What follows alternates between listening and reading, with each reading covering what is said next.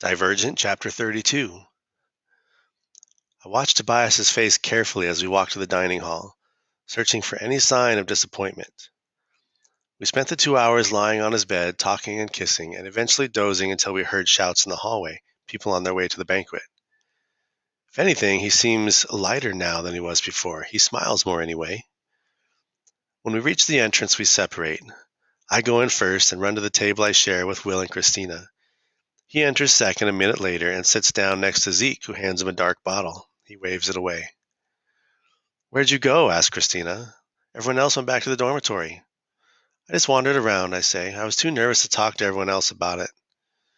"You have no reason to be nervous," Christina says, shaking her head. "I turned around to talk to Will for 1 second and you were already done." I detect a note of jealousy in her voice, and again, I wish I could explain that I was well prepared for the simulation because of what I am. Instead, I just shrug. "What job are you going to pick?" I ask her. "Thinking I might want a job like Fours, training initiates," she says, scaring the living daylights out of them. "You know, fun stuff. What about you?" I was so focused on getting through initiation that I had barely thought about it. I could work for the Dauntless leaders, but they would kill me if they discover what I am. What else is there? "I guess I could be an ambassador to the other factions," I say. "I think being a transfer would help me." "I was so hoping you would say Dauntless leader in training," sighs Christina, "because that's what Peter wants. He couldn't shut up about it in the dorm earlier." "And it's what I want," adds Will. "Hopefully I ranked higher than him. Oh, and all the Dauntless-born initiates. Forgot about them," he groans. "Oh God, this is going to be impossible." "No, it isn't," she says.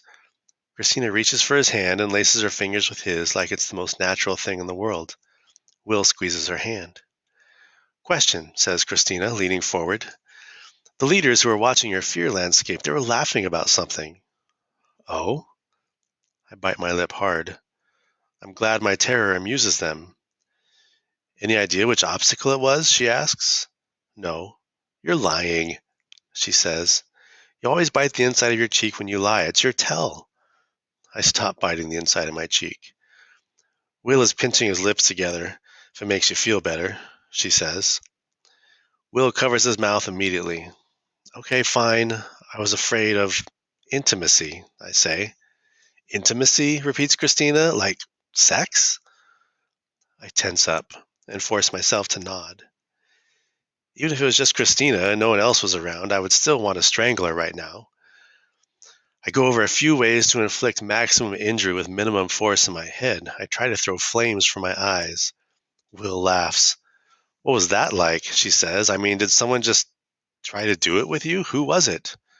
"Oh, you know, faceless, unidentifiable male," I say. "How are your moths?" "You promised you would never tell," cries Christina, smacking my arm. "Moths?" repeats Will. "You're afraid of moths?" "Not just a cloud of moths," she says, "like a swarm of them everywhere. All those wings and legs and—" She shudders and shakes her head. "Terrifying," Will says with mock seriousness. "That's my girl, tough as cotton balls." "Oh, shut up." A microphone squeals somewhere, so loud I clap my hands over my ears.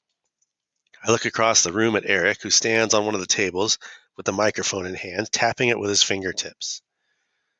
After the tapping is done and the crowd of Dauntless is quiet, Eric clears his throat and begins. "We aren't big on speeches here. Eloquence is for erudites," he says. The crowd laughs.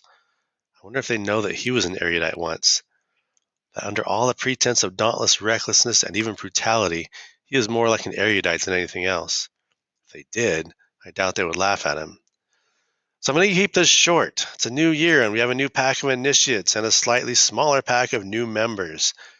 We offer them our congratulations." At the word congratulations, the room erupts, not into applause, but into the pounding of fists on tabletops. The noise vibrates in my chest, and I grin.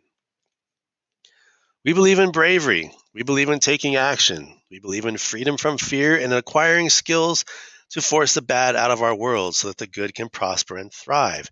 If you also believe in those things, we welcome you." Even though I know Eric probably doesn't believe in any of those things, I find myself smiling because I believe in them. No matter how badly the leaders have warped the dauntless ideals, those ideals can still belong to me.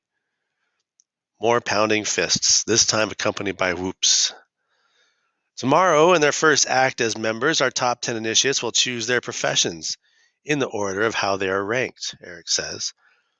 The rankings, I know, are what everyone is really waiting for. They are determined by a combination of 3 scores. The first from the combat stage of the training, the second from the simulation stage, and the third from the final examination, the fear landscape. The rankings will appear on the screen behind me. As soon as the word me leaves his mouth, the names appear on the screen, which is almost as large as the wall itself. Next to the number 1 is my picture and the name Triss.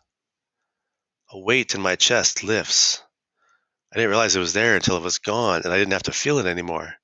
I smile and a tingling spreads through me. First, Divergent or not, this faction is where I belong.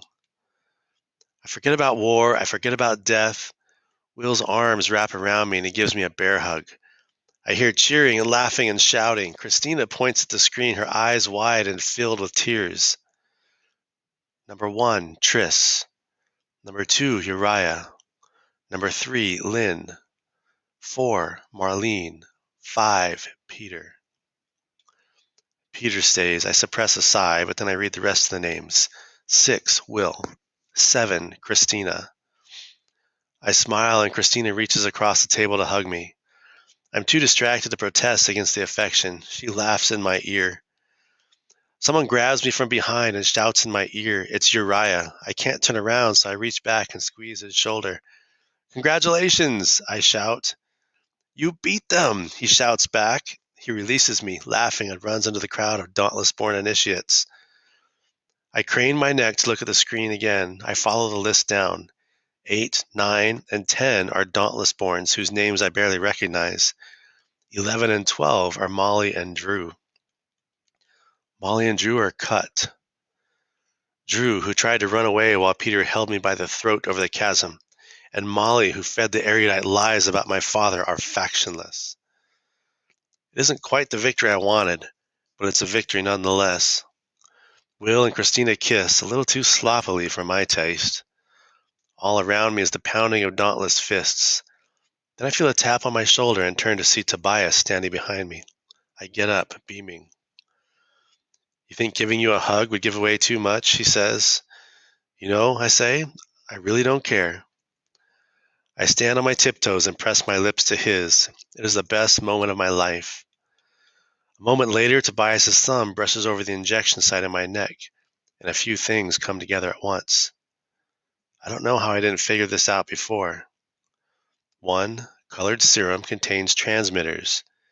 2, transmitters connect the mind to a simulation program. 3, erudites develop the serum.